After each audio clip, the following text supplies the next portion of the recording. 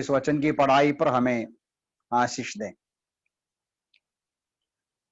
Book of James का पहला अध्याय से हम पहले देख चुका है। पहले अध्याय का 2 से लेके 4 पदों में जेम्स ने बताया कि कष्ट और क्लेश उठाते समय हमको बहुत ही आनंद के साथ और खुशी के साथ हमें स्वीकार करना है। और अभी ये जो पदों में लिखने वाला बताते हैं कि कष्ट और क्लेशों के बीच में सहनशीलता का जरूरत है, पेशेंस का जरूरत है। इसका जो इमीडिएट कॉन्टेक्स्ट ऐसा है, इसके 6 पदा पढ़ेगा तो पता चलेगा। उधर लिखा है कि 6 पद में कहते हैं कि ये जो धनवान लोग गरीबों को सताते हैं। उधर लिखा है कि 6 पद में ऐसा है, you have condemned, you have murdered the just, he does not resist you.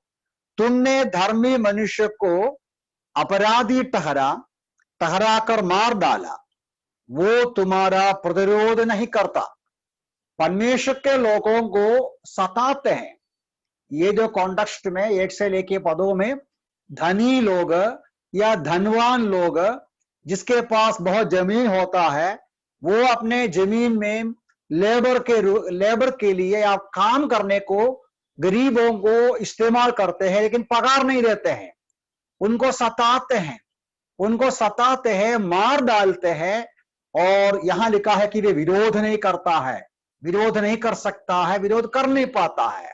तो ये जो भूमिका पर कष्ट उठाने वाला, अभी कष्ट विश्वासियों के जीवन में किसी भी तरह का आता है। मेरा स्मरण सही है तो मैं बताया था कि कष्ट स्वाभाविक रूप में आते हैं, शरीर में बीमारी के रूप में आते हैं, आर्थिक बातों में आते हैं, नेचुरल कैलामिटीज के रूप में आते हैं, और अन्य लोगों में सताता भी है। तो किसी न किसी प्रकार का कष्ट और क्लेश के बीच में हमारा प्रतिक्रिया क्या होना चाहिए। 6 पद में लिखा कि धर्मी लोग विरोध नहीं करते हैं। यह धर्मियों का स्वभाव है, ये यीशु मसीह का भी स्वभाव है। सताए जाने के बावजूद भी, निंदा करने के बावजूद भी, खिलाफ बात करने के बावजूद भी कुछ नहीं बोलता है, विरोध सहता है, किसी का विरोध नहीं करता है। तो उन विरोध सहने वाले, कष्ट सहने वाले प्रभु के लोगों को 7वां पद से लेके कहते हैं, आपको क्या करना है? धैर्य रखना है, सहनशीलता रखना है। अभी आप 7 पढ़ेंगे, 7, 8, 9 पदों को पढ़ेगा तो बार बार ये बात लिखने वाला बताते हैं। 7 में है, 8 में है, 10 में है, 11 में है। विश्वासियों के जीवन में सहनशीलता, इंग्लिश में बोलते patience, long suffering, perseverance, endurance, ये सारी प्रकार का डिफरेंट वर्ड्स इस्तेमाल करके बार बार बताते हैं कष्टों के बीच में विश्वासियों को पेशेंस चाहिए, या हिंदी में धैर्य चाहिए। अब हिंदी भाषा में धैर्य लिखा है, अब मलयालम में धैर्य अलग शब्द होता है, हिंदी में धैर्य पेशेंस के जगह में है। अब इंग्लिश का पेशेंस मतलब क्या होता है? यदि आप डिक्शनरी देखेगा तो आपको डिक्शनरी में आइडिया मिलेगा या डेफिनेशन मिलेगा, कैपेसिटी टू एक्सेप्ट और टॉलरेट डिले और प्रॉब्लम्स। कैपेसिटी टू एक्सेप्ट और tolerate delay, problems and troubles. जीवन में आने वाले कष्टों को सहना, जीवन के आने वाले जो ऑपोजिट क्या बोल सकते हैं, हमारे लिए जो अच्छा नहीं, ऐसी परिस्थिति में एकदम शांत रहना, एकदम संयम के साथ रहने का ताकत है पेशेंस। हम उस समय में गुस्सा नहीं होता या टेंशन नहीं होता। टेंशन के बिना, गुस्सा के बिना, बुरा विचार के बिना एकदम कूल काम होने का वो जो ताकत है पेशेंस, डिक्शनरी के आधार पर ये हमें बहुत जरूरी है। हर विश्वासियों के जीवन में, हर परिस्थिति में चाहे परिस्थिति बुरा हो, हमारे सामने का लोग बुरा हो, ये परिस्थिति में विरोधियों के सामने सहनशीलता रखना है। अभी जेम्स वो इसलिए लिखा, मैंने बताया कि ये जो धर्मी लोग विरोध करने वालों के सामने कुछ बोलता नहीं है, वो विरोध नहीं कर सकता है। वो अमीर लोग हैं, वो बड़े शक्तिशाली लोग हैं, ये साधारण गरीब लोग, धर्मी लोग चुप रहता है। जेम्स को एक बात मालूम है, याकूब को एक बात मालूम है। क्या मालूम है? जब लोग कष्ट सहते हैं, चुपचाप कष्ट सहते हैं, ये संभव है उनके अंदर, मन के अंदर गुस्सा बढ़ते जाए या संघर्ष बढ़ते जाए, टेंशन बढ़ते जाए।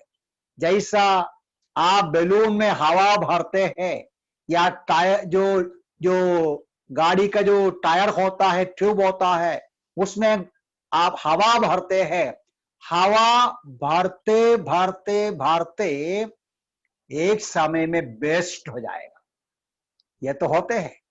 ये आपका जीवन, मेरा जीवन पीछे मुड़कर देखेगा तो पता चलेगा कि हमारे अंदर मन में रखा हुआ, मन में हम चुपचाप रखा हुआ, मन के गहराई में जो निराशा, गुस्सा, कड़वापन या दुख या वेदना, जो भी प्रकार का जो फीलिंग होता है, कष्ट के सामने, विरोध के सामने, क्लेश के सामने, ये हम अंदर ऐसे ही रखेगा तो क्या होगा?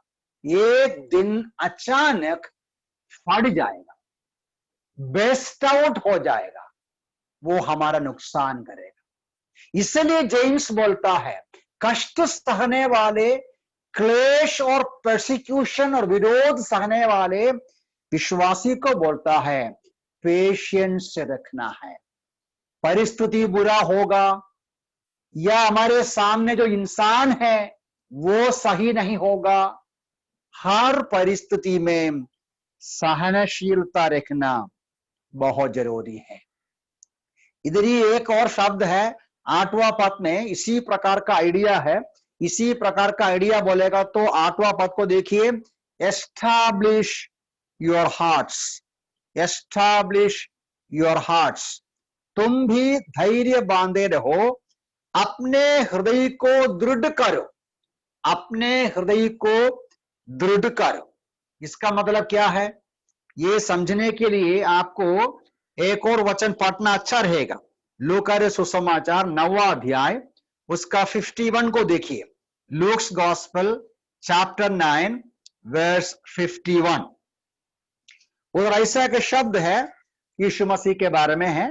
वहां लिखा है, फिर ऐसा हुआ कि जब उसके स्वर्गारोहण के दिन निकट आने लगे तो उसने यरूशलेम जाने का दृढ़ निश्चय किया, दृढ़ निश्चय किया।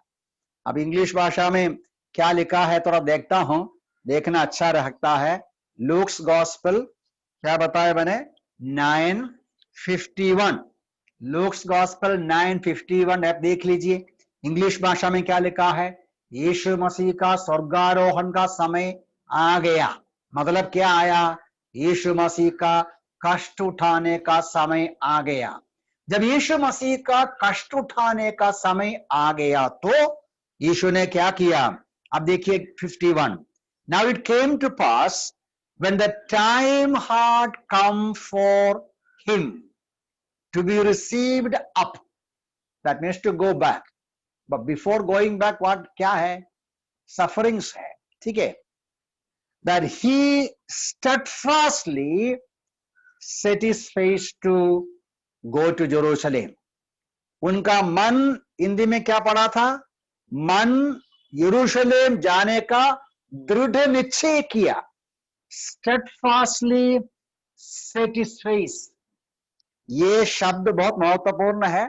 अभी उस शब्द का स्टडी कराएगा तो हमारा समय चले जाएगा।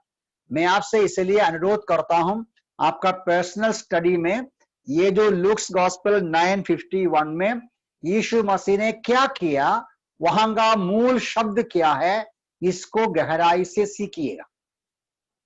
तो वहां का आइडिया ऐसा है, वही बात जेम्स में बोलता है, प्रभु के लोगों, आप क्या करना, हमने क्या पढ़ा था, आपका अपने हृदयों को दृढ़ करो, जैसा यीशु मसीह अपने जीवन में आने वाला कष्ट के बारे में समझने के समय उसका मन को दृढ़ किया, उनका चेहरा यरूशलेम की ओर जाने के लिए हिम्मत के साथ स्टेडफास्ट किया।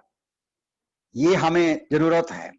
ये जो आइडिया ऐसा होता है कि मन को एकदम फेम कर दिया, एकदम निश्चय कर दिया, मैं पीछे ना हटूंगा, मैं नहीं डरूंगा, मैं डगमगाऊंगा नहीं, मैं संकट से, निराशा से, कड़वापन से नहीं भरेगा, मैं इस परिस्थिति का सामना करेगा।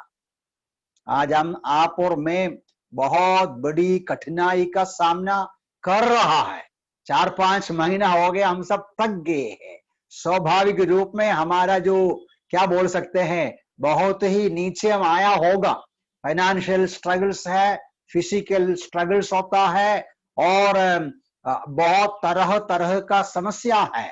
हमें मन को निर्णय करना, निश्चय करना है, मैं सहनशीलता रखूंगा, मैं पेशेंट रहूंगा, मैं एकदम शांति से ये परिस्थिति का सामना करूंगा, ऐसा जेम्स आह्वान करते हैं या उनको एक शॉर्ट करते हैं।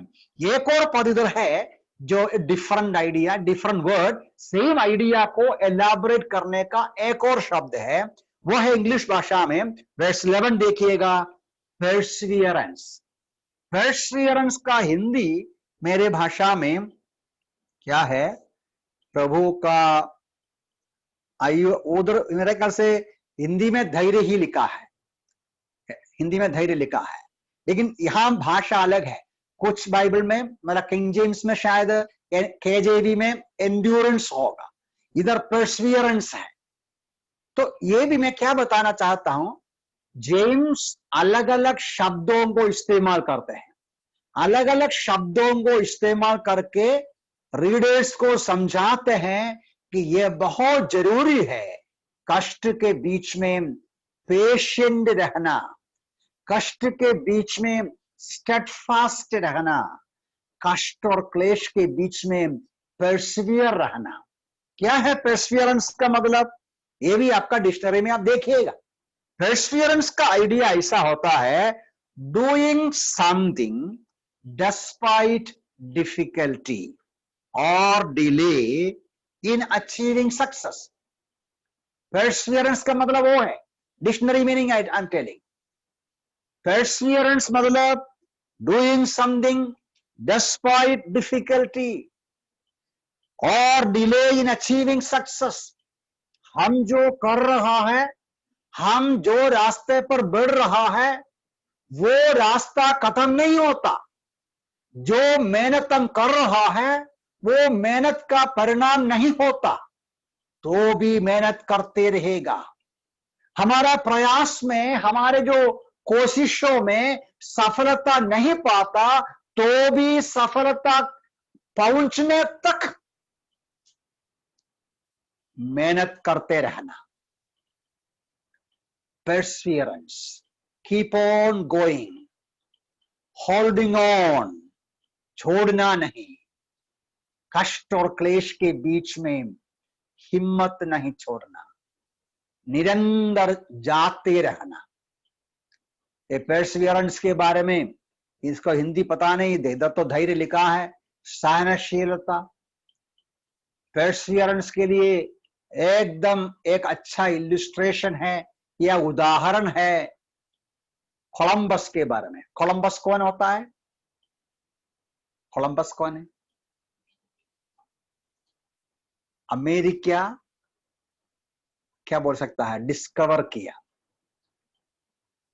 तो अमेरिका डिस्कवर किया हुआ वो जो एक्सप्लोरर है कोलंबस, उसका पूरा नाम भूल गया मैं, अब किसी ने कहा कोलंबस का इतना लंबा सफर, करीबन 6 महीना लिया, 6 या उससे ज्यादा, इतना लंबा वॉयेज जो सफर है, आज का जैसा सफर नहीं, आपको मालूम है, जहाज में जाते हैं, वो जो जहाज में करीबन 6 महीना या उससे ज्यादा लिया हुआ लंबा सफर के बीच में कोलंबस बोला, ओ मैं चले जाता हूं, अब आगे कोई देश नहीं है, ये आगे कोई दुनिया नहीं, बोलकर वो वापस आया होता। कोलंबस अपना परिश्रम के बीच में 2-3 महीने के अंदर वापस आया होता, कोई भी कोलंबस को नहीं बोलता कि तुमने गलती किया, बोलेगा ही क्या? कोई नहीं बोलेगा। कोलंबस तुम और जाना था, कोई बोलेगा? नहीं बोलेगा। अरे मैं 3 महीना सफर किया, कोई देश नहीं देखा, मैं वापस आ रहा हूं, मैंने वापस आया, कोई उसका दोष नहीं लगाएगा। क्यों? तो कोशिश किया ना। लेकिन वो भाई साहब ने कहा कोई भी दोष नहीं लगाएगा, और यदि कोलंबस वापस आया होता कोई भी उसका याद भी नहीं करता। आज लोग, आप और मैं, कोलंबस का याद क्यों करते हैं? परसिवियर किया, वापस नहीं आया, पीछे नहीं हटा, जाते रहा। कष्ट और क्लेश के बीच में, समुद्र में जो हवा होता है, आंधी तूफान होता है, और खतरनाक क्या क्या परिस्थिति है, ये सब कुछ सामना करके उतना लंबा सफर किया, परसिवियर किया। परिणाम क्या है? परिणाम वो बहुत बड़ा डिस्कवरी किया। आज भी हम उसका नाम याद करते हैं। तो परसिवियरेंस बहुत आवश्यक है, सहनशीलता बहुत जरूरी है। मैं 2 वचन पढ़ना चाहता हूं, लूका सुसमाचार 21 में आइएगा। ये प्रभु यीशु मसीह खुद अपने प्रेरितों को, अपने शिष्यों को कहा है। Luke's gospel 21 verse 19, Luke's gospel 21 का 19 देखिएगा। वहां लिखा है, परंतु अपने धीरज द्वारा तुम अपने प्राणों को बचाए रखोगे। अपने धीरज के द्वारा अपने प्राणों को बचाए रखेंगे। आप धीरज रखेगा तो, पेशेंस रखेगा तो कुछ पाएगा। वो भी इंग्लिश पढ़ना चाहता हूं। मुझे लगता है वो मलयालम भाषा में मुझे जब पढ़ा तो अच्छा लगा, लेकिन अभी मैं मलयालम पढ़ने को नहीं चाहता। 21 का 19 हिंदी कैसा है? इधर लिखा है, by your patience possess your souls।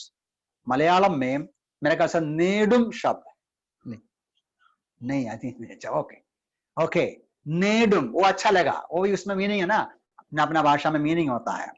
You shall possess your souls by patience। सहनशीलता से ही पाएगा। उसका कॉन्टेक्स्ट भी, लोग आपको निंदा करेगा, सताएगा, परेशानी करेगा, तो you will possess your souls by patience। सहनशीलता का आवश्यकता यीशु मसीह भी बोलता है। नेडुम, आप पाएंगे। सहनशीलता नहीं है तो पाएगा नहीं। प्यारो, आप और मैं याद कर सकता हूं हमारे पिछले दिनों का जीवन में जो अनफेवरेबल ओकेशंस, अनफेवरेबल इंसिडेंट्स, बुरी परिस्थिति, बुरी हालत या कुछ भी हो, हम सहनशीलता नहीं रखा, इसलिए हमको नुकसान आया, नुकसान ही नुकसान। वही यीशु बोला, सहनशीलता से आप पाएंगे, आपका लाभ होगा। कष्ट और क्लेश के बीच में सहनशीलता बहुत जरूरी है। एक और वचन पढ़ता हूं, पहली तसलोनी 5वां अध्याय का 14 पद देखिए। 1 Thessalonians उसका chapter 5 verse 14। 1 Thessalonians chapter 5 verse 14, उधर लिखा है कि हे भाइयों, हम तुमसे आग्रह करते हैं कि आलसियों को चेतावनी दो, कायरों को प्रोत्साहन दो, निर्बलों की सहायता करो, सबके साथ सहनशीलता दिखाओ। सबके साथ कैसा भी हालत हो, सहनशीलता रखना बहुत जरूरी है। अभी ये जो पैसेज में पहला जेम्स का पुस्तक, उसका 5वां अध्याय 7 से लेके 11 पदों में 3 एग्जाम्पल देता है। सहनशीलता का 3 एग्जाम्पल है। देन 4 मोटिवेटिंग फैक्टर्स है।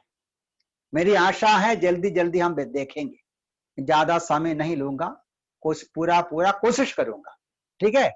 3 एग्जाम्पल्स फॉर पेशेंस, एकदम सारांश में। वर्स 7 में एक किसान का एग्जाम्पल है। देखो वर्स 7 में ही बताया किसान का सहनशीलता। फार्म, आपको पता है किसान फार्म खेती का याद करेगा तो आप में से या हमें से कईयों को हमारा गांव का याद आता है। आप खेती किया है? जो खेती किया है, जो कम से कम अपनी जमीन में कुछ ना कुछ काम किया, खेती किया, उसको ये बराबर मालूम पड़ेगा किसान होता है। अब यहां एक शब्द है, हिंदी में वो पढ़ता हूं वर्स 7 अगेन। उधर लिखा है किसान या कृषक भूमि की मूल्यवान उपज। ये मूल्यवान उपज मतलब प्रेशियस फ्रूट, मूल्यवान उपज। एक किसान वो बहुत मेहनत करते हैं, आपको पता है किसान का बहुत बड़ी मेहनत होता है। जो कुछ वो करता है, जमीन खोदने का काम, बीज बोने का काम, और बीज बोने के पहले जो बारिश चाहिए उसके लिए जो इंतजार है, और उसके बीच में वो बढ़ते हैं, और उसके बीच में उसका जो मदद करना है, उसका पालन पोषण करना है पौधे का, और उसका उपज का इंतजार करता है। लिखने वाला बोलता है एक किसान मेहनत करते हैं, वो मेहनत ही कर सकता है। उपज कैसा आएगा, पानी कहां से आएगा, पहले का पानी, दूसरा मतलब खेती करने के पहले का पानी, फसल काटने के पहले का बारिश कहां से आएगा, ऊपर से आएगा, परमेश्वर भेजेगा। किसान का सहनशीलता, किसान सब कुछ करने के बावजूद भी अपना कष्ट, मेहनत और क्लेशों को सहनशीलता से सहते हैं। क्यों? वहां एक शब्द है मूल्यवान उपज। मूल्यवान उपज मतलब प्रेशियस फ्रूट। ये किसान को जरूरी है, किसान के लिए सहनशीलता जरूरी होता है। यदि किसान को सहनशीलता नहीं है तो खेती नहीं कर सकता। अब आज कुछ खेती करेंगे, कल उसका उपज नहीं मिलता है, उसका समय होता है, उसका एक सिस्टम होता है, उसके सीक्वेंस होता है। तो किसान बहुत ही सहनशीलता रखते हैं। बोलते हैं इस प्रकार तुम भी सहनशीलता रखो, 8वां पद में। उसके बाद किसका एग्जाम्पल है? प्रॉफिट्स का। वो वर्स 10 में लिखा है भविष्य वक्ताओं का सहनशीलता। भाइयों, यातना और धैर्य के लिए भविष्य वक्ताओं का आदर्श समझो। Verse 10, my brethren, take the prophets who spoke in the name of the Lord as an example of suffering and patience. परमेश्वर के भक्त लोग, प्रॉफिट्स, परमेश्वर के लिए बातें किया, परमेश्वर का वचन सुनाया, वे संत लोग थे, वो धर्मी लोग थे।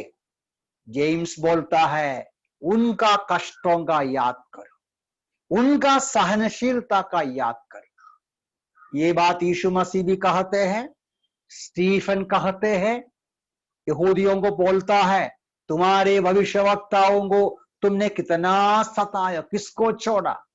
मूसा से लेकर आप देखो, जो भी परमेश्वर के लिए बातें किया, मूसा हो, दाऊद हो, ऐशिया हो, एलिया हो, जरमया हो, एजिकियल हो, जॉन द बैप्टिस्ट हो, कोई भी हो, जो संत होता है, जो प्रभु के नजदीक रहने वाले होते हैं, वे सब क्या सहना पड़ा?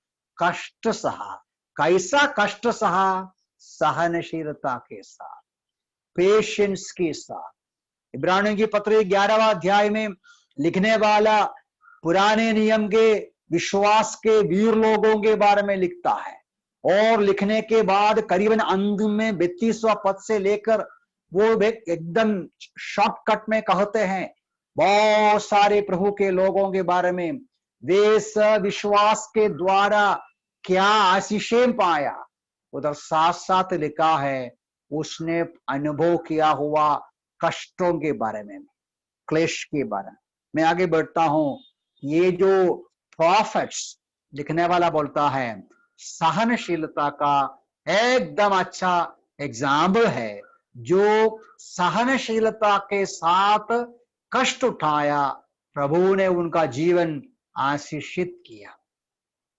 नंबर 3, थर्ड एग्जाम्पल वर्स 11 में है, बोलता है आप जानते हो अय्यूब का संकट। वर्स 11 देखिएगा, उधर लिखा है देखो धैर्य रखने वालों का हम धन्य समझते हैं, तुमने अय्यूब के धैर्य के विषय में तो सुना है। You have heard of the perseverance of Job। वो भी मैं वर्णन नहीं करता। जेम्स बोलता है आपको मालूम है अय्यूब ने कितना सहनशीलता रखा। इन दिनों में अय्यूब का पुस्तक पढ़ा होगा, इन दिनों में अय्यूब का पुस्तक पढ़ना है। अय्यूब, जॉब कितना कष्ट सहा। उन वचनों को मैं पढ़ने के लिए अभी समय नहीं, मैं पढ़ता नहीं। अय्यूब कहते हैं, आपको मालूम है कि अय्यूब का बच्चे सब मर गए, संपत्ति सब खो गया, सब कुछ नुकसान हो गया, और उनका तंदुरुस्ती भी खो गया। ऐसे दुर्दशा में उसका पत्नी क्या बोला? मर जाओ जाकर ना, श्राप करके मर जाओ। अय्यूब क्या बोला? कुछ बोला नहीं। मैं पढ़ता नहीं, समय नहीं, इसलिए। उनके दोस्त आए उनको समाधान करने को, वो बोला तुमने कुछ पाप किया होगा। पहला अध्याय में, 2 अध्याय में सभी बातें पढ़ते हैं, वहां पवित्र आत्मा बराबर लिखा है ये जो पत्नी की आवाज के सामने और उनका दोस्तों के आवाज के सामने कुछ भी प्रकार गलत बात उसका मुंह से नहीं आया।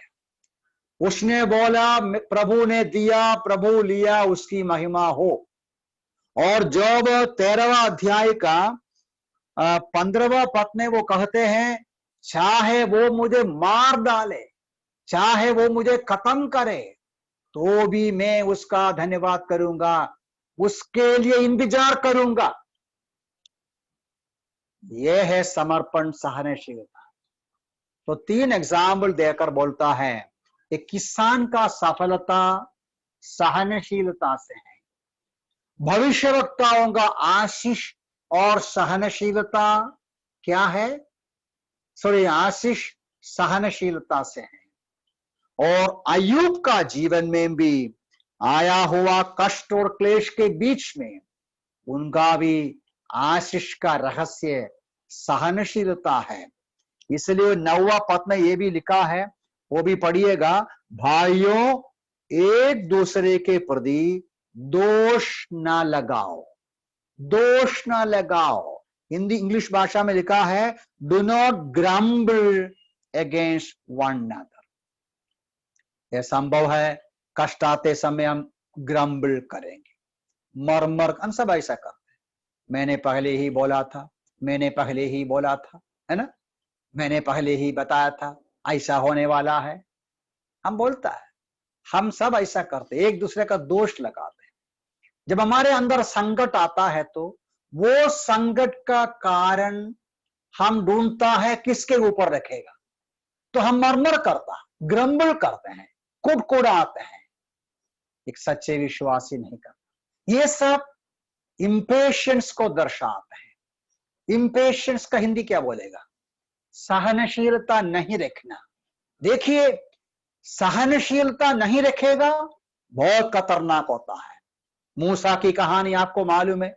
मूसा बहुत अच्छा नम्र आदमी था, लेकिन लोग उसको परेशान किया तो उनका सहनशीलता चले गया, गुस्सा किया, प्रभु का वचन का उल्लंघन किया, बड़ा नुकसान हो गया उसको। और बहुत सारे एग्जाम्पल्स है, वो तो मैं जाता नहीं।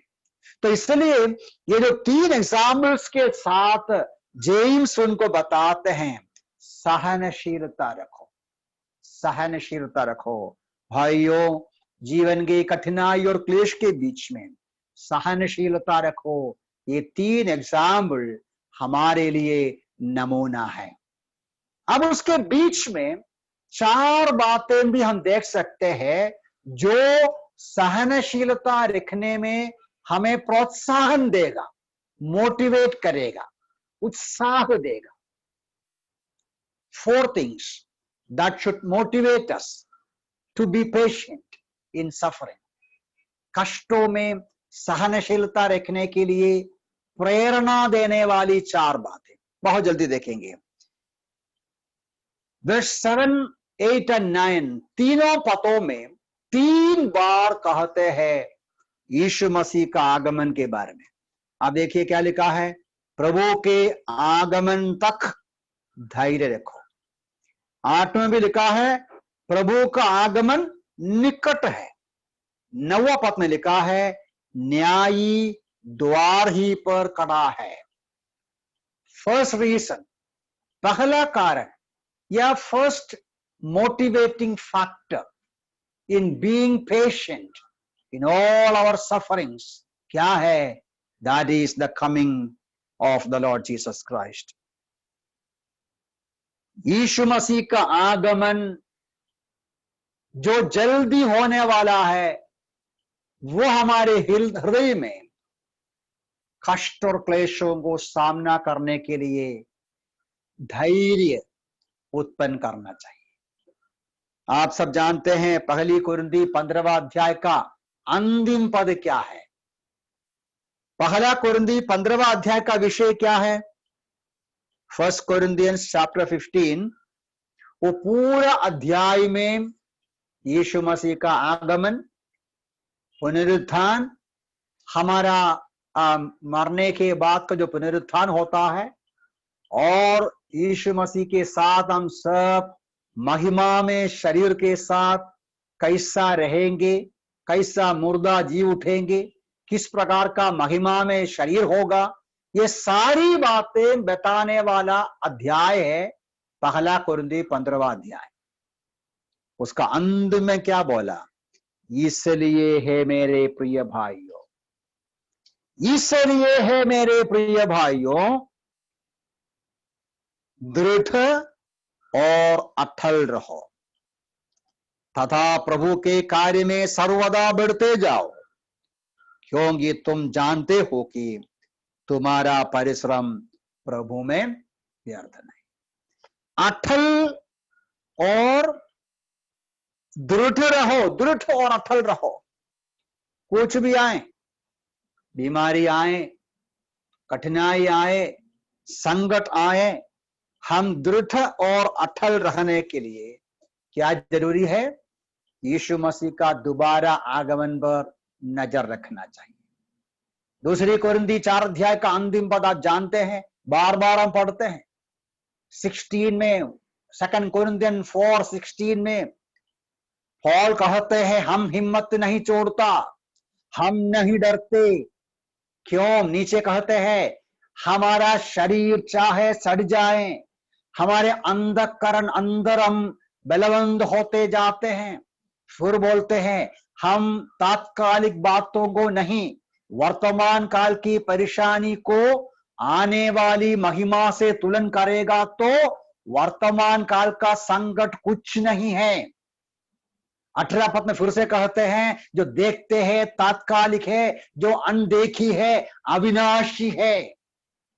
तो ये महत्वपूर्ण मुद्दा है, या एक विश्वासी के जीवन में कष्ट और क्लेश के बीच में सहनशीलता और धैर्य तसल्ली देने वाली बात यह है हमारा प्रभु का आगमन निकट है। वो आएगा, सारा संकट का समाप्त होगा। वो आएगा, हमारी सारी परेशानी का जो पूर्ति होगा या पूरा हो जाएगा, समाप्त हो जाएगा। ये आशा के साथ हमको आगे बढ़ना है। पहली कुरिन्ती जो पुस्तक है उसका 16वां अध्याय करीबन अंतिम भाग में मारानाथा बोलकर एक शब्द है, पढ़ा होगा। पौलुस उस पुस्तक को अंत करते हैं बोलकर मारानाथा। उन दिनों में पहले सदी के विश्वासी लोग आपस में मिलते समय आजकल प्रेज़ द लॉर्ड बोलते हैं या गुड मॉर्निंग बोलते हैं, वैसा वे आपस में शालोम कहते थे और मारानाथा कहते थे। मारानाथा मतलब हमारा प्रभु आ रहा है। कष्ट उठाने वाले, सताए गए प्रभु के लोग तसल्ली पाते हैं, ये बात को कहकर हमारा प्रभु जल्दी आएगा। So that is one of the motivating factors. 9 में कहते हैं, verse 9 में, another thing जो हमको सहनशीलता देने को प्रेरणा देना चाहिए, वो क्या है? वो है 9वां पद का करीबन अंतिम पद में, न्यायी द्वार पर खड़ा है। There is a day of judgment. ये जजमेंट हम समझ सकते हैं, ये यीशु मसीह के पास हम सब खड़े हो जाएंगे, हमारा मसीही जीवन और सेवागाई को जांच लेंगे, इवैल्यूएट करेंगे। उस घटने का रेफर करते हैं डे ऑफ जजमेंट। 2 कोरिन्थियन 5:10 में है, हम शरीर में जीवित रहकर जो कुछ करते हैं उसके अनुसार पाने के लिए यीशु मसीह के न्यायासन के सामने खड़े होना है। वो जो डे ऑफ जजमेंट, दंड देने का जजमेंट नहीं, प्रतिफल देने का जजमेंट, हमारे मेहनत का प्रतिफल देने का जजमेंट, हमारा परिश्रम को इवैल्यूएट करके प्रतिफल देने का जजमेंट बीमा बोलता है। और वो याद दिला के बोलता है, सहल सहल। आज हम जो सहते हैं, आज हम जो वेदना उठाते हैं, उसका परिणाम उस दिन प्रभु इवैल्यूएट करके देखेगा। आज आप और जो किया देखो, इसलिए वचन हमें सिखाता है हम ज्यादा किसी को कुछ बोलना नहीं। बोलेगा तो क्या हो गया? प्रतिफल हो गया।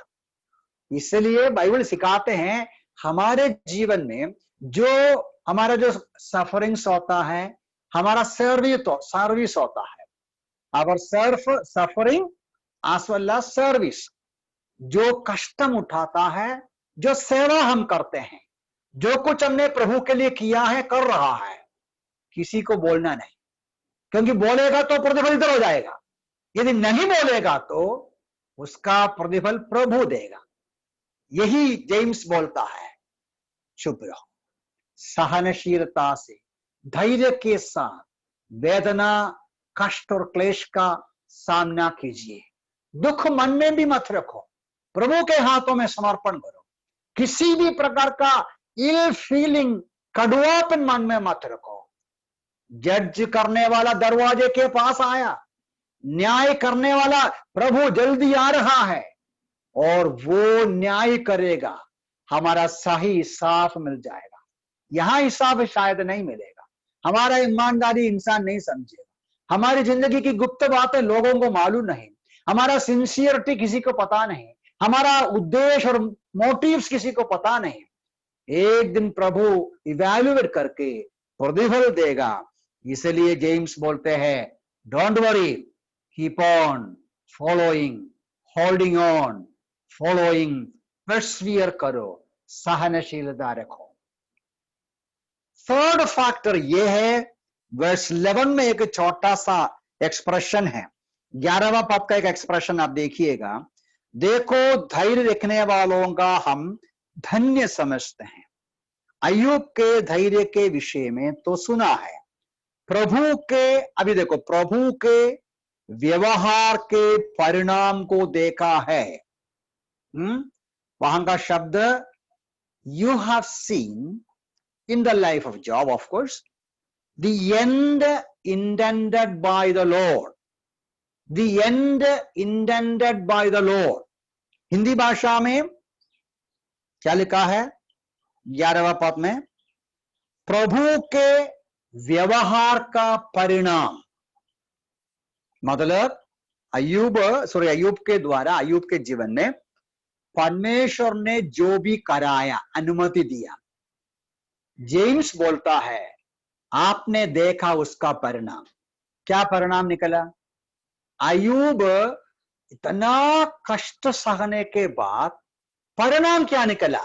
परिणाम उनका बीमारी चले गया, उनका सारी परेशानी चले गया, उनकी सारी संपत्ति 2 गुना मिल गया, उनका सारे बच्चे उतना मिल गया। क्यों 2 गुना नहीं मिला? अलग विषय है, विचार कीजिए। जब परमेश्वर ने बच्चे दिया, जितने बच्चे थे उतना बच्चा दिया, फिर से 2 गुना नहीं दिया। क्यों? क्योंकि वो जीवित है। 2 गुना तो दिया सचमुच में। पहले जितना है वो शरीर में मरा, आत्मा में तो नहीं मरा। ठीक है, परमेश्वर ने अय्यूब को सब कुछ वापस किया, 2 गुना वापस किया, आशीषें दिया। ये बताकर जेम्स बोलता है आपने देखा है परमेश्वर का व्यवहार का परिणाम। दैट मीन्स आपका मेरा कष्टों में परमेश्वर का एक लक्ष्य है, परमेश्वर का एक उद्देश्य होता है। वो जो उद्देश्य पूरा होगा या उसका परिणाम होगा। आज आप और में जो कष्ट उठाते हैं वो उसका एक नतीजा निकलेगा, वो भला होगा, अच्छा होगा। ये जेम्स बोलता है। तो जेम्स का कहना ये है, number 1 the motivating factor the Lord's coming, secondly the judgment, the day of judgment, and thirdly क्या है? The purpose of the Lord in our sufferings. हमारे जीवन में जो कष्ट होता है, उन कष्टों के ऊपर, कष्टों के बातों में परमेश्वर का लक्ष्य है। अभी कई लक्ष्य है अलग अलग पैसेजेस पे, उधर में अभी जाता नहीं। हमको रूपांतर करने के लिए होगा, या दूसरों को सिखाने के लिए होगा, या प्रभु की महिमा के लिए होगा, या हमको और आशीष देने के लिए होगा, या कुछ ना कुछ some way or other God has a purpose in our sufferings and he will complete it, he will finish it, he will make sure his purposes are accomplished। इसलिए प्यारे भाई बहन, आपके मेरे जीवन का कष्ट कौन सा भी प्रकार का हो, निराश नहीं होना, सहनशीलता रखना, धैर्य को रखना। जेम्स बोलते हैं you have seen the end of the intention of God in the life of Job. अय्यूब के जीवन में परमेश्वर का व्यवहार का परिणाम आप तो देखा है, हम भी देखा है, इसलिए हम सहनशीलता रखना चाहिए। नंबर 4 लास्ट में 11वां पद का अंतिम भाग में कहते हैं कि इंग्लिश भाषा, हिंदी भाषा में ऐसा लिखा है, प्रभु अत्यंत करुणामय और दयालु है। The Lord is very compassionate and merciful. That is the 4th motivating factor. आप और मैं कष्ट उठाते समय ये बात को भी मन में रखने को जेम्स बोलता है, हमारा प्रभु अत्यंत करुणामय दयालु परमेश्वर है। हमारा संकट वो जानते हैं, हमारे साथ सहानुभूति करते हैं, हमारे वेदनाओं को जानते हैं, हम सहने का शक्ति वो समझते हैं, हमारी कमजोरी, हमारी निर्बलताओं को समझते हैं। इसलिए प्रभु का दया को मन में रखा, वो दया का पिता है, हम पढ़ते हैं, सारे प्रकार का तसल्ली का श्रोता है वो। इसलिए परमेश्वर का वो जो सहनशीलता, प्रेम और दया को याद रखते हुए लिखने वाला बोलता है सहनशीलता के साथ आगे बढ़िए। तो मेरी प्रार्थना भी यहाँ है कि हमने 3 यहाँ जेम्स कहते हैं कि कष्ट और पर्सियर रहना, आगे बढ़ना, क्योंकि 3 एग्जाम्पल्स हैं और 4 मोटिवेटिंग फैक्टर्स हैं।